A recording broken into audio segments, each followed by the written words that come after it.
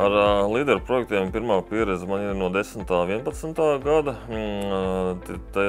Tajā laikā tas bija sabiedrība, tas ir biedrības projekts, bija mednieku māja tieši medniekiem. Pēc tam jau 15. gadā kā līderu projekts uzņēmējdarbībā.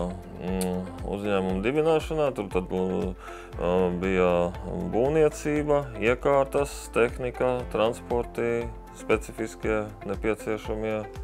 Jo nav nekāda noslēpuma pirms sāk ir tā summiņa jau, par cik tu taisies realizēt, tā summiņa jau kaut kur ir, kā teikt, jāizņemās.